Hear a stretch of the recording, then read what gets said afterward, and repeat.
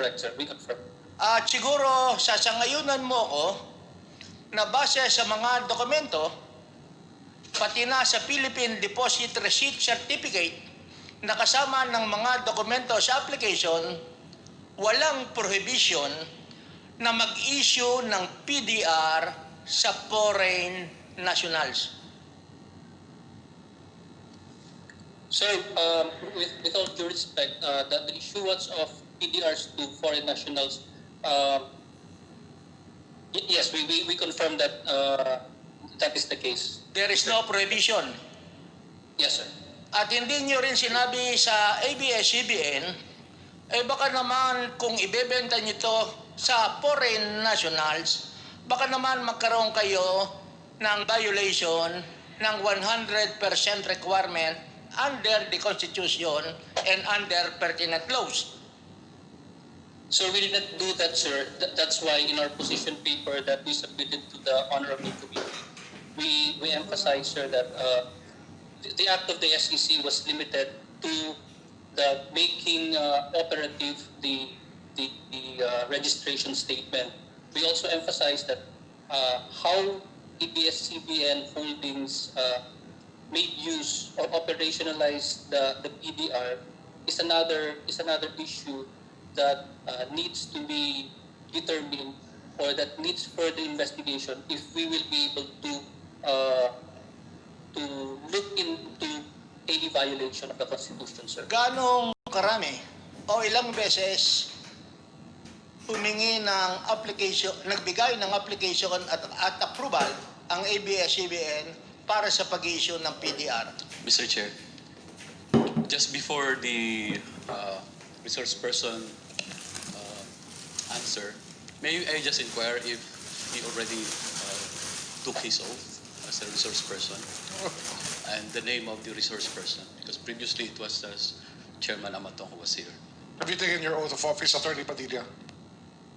Yes, sir. Thank you, Mr. Chair.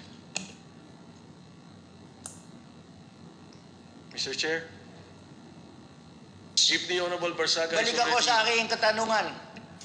Ilang beses na nag-apply ang ABS-CBN para humingi ng approval sa Securities and Exchange Commission sa pag-issue ng PDR?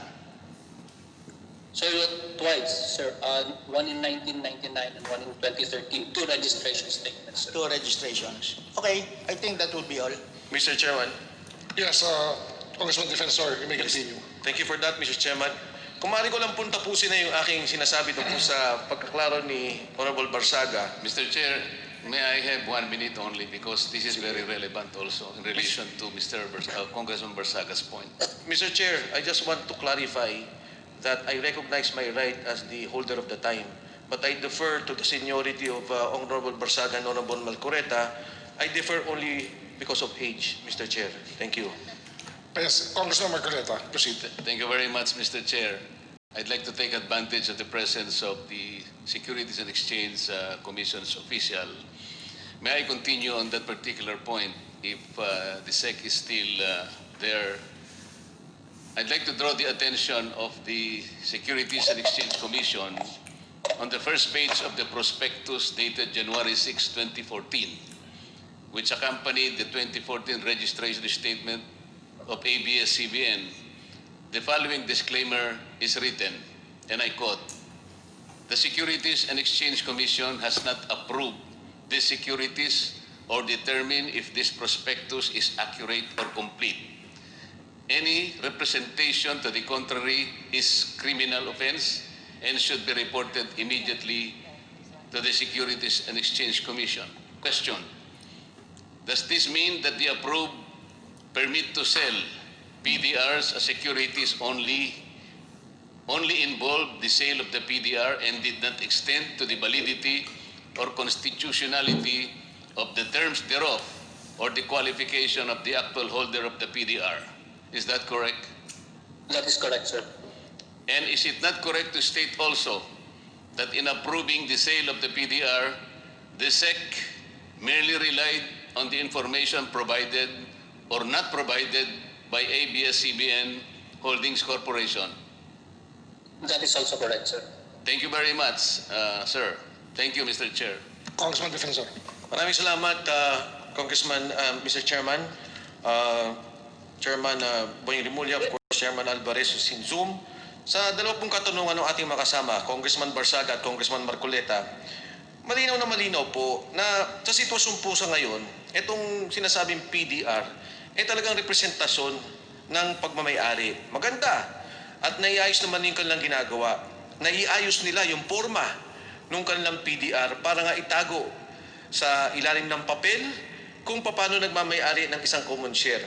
At sa loob ng mga korporasyon, nabanggit ko na kanina, ang paglilayer ng bawat korporasyon para maiayos yung pagmamayari sa ABS-CBN Corporation. Binanggit na po kanina na nga na ang kita ng bawat share na yan, hindi naman pumupunta sa ABS-CBN Holdings. Yan po ay pumupunta sa PDR holder.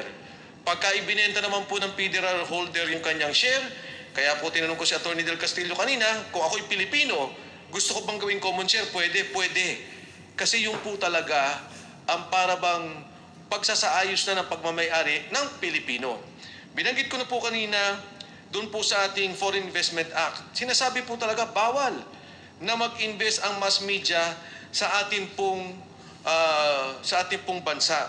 Hindi pa pwedeng makapag-invest ang foreign individual, foreign corporation sa mass media. Number 1 sa ating negative list. Sinabi na rin po yung batas ng PD 1018, the ownership and management of mass media shall be limited to citizens of the Philippines or to corporations or associations wholly owned and managed by such citizens. Yan po ang batas na kabilang na rin doon sa ating provision ng ating konstitusyon. At dito po sa ating anti-dummy law, sinasabi na rin po dito sa Commonwealth Act 108 na ang batas na ito, any citizen of the Philippines or of those specific country who allows its name or citizenship to be used for the purpose of evading constitutional or legal provisions which require Philippine or any other specific citizenship as a requisite for the exercise or enjoyment of a right, franchise, or privilege. Any alien or foreigner profiting thereby may also be held liable. ABS-CBN and those the PDR issuance will say, hindi naman hindi naman itinago, itineklara. Yes, it should be declared. Because again, it is part of the listed company's responsibility to declare such PDR. But is it legal? I do not think so. And I hope the Supreme Court will finally decide on this. So, Mr. Chair, bilang hong pagtatapos, yung pong binabanggit nila sa lisensya na binigay ng SEC at PSE, para po yung lisensya sa pagdadrive. Binigyan ka lisensya ng pagdadrive, pero hindi ibig sabihin legal yan na mambungko ka. O hindi ibig sabihin na pwede kang uminom at kapit mo lisensya. Ang inaprubahan yung lisensya mo. Pero kung paano mo ito gagawin, yun po ang hindi pinagbibigyan at merong mga batayan ng batas na hindi pinapayagan. In this case, ito pong pagbenta sa atin pong mga foreign nationals o mga banyaga. So Mr. Chair, sa pagtatapos, katulad ko ng aking nabanggit nung una at uulitin ko lang ulit, unang-una ho, ang ADR, ang Global Depository Receipts ay kaiba sa PDR. Kahit na ho magbasa na pa lahat ng mga nag-aaral sa capital markets, lahat ng mga investment experts, ibang-iba ho, you should be listed in the country where you will be doing Global Depository Receipts or American Depository Receipts.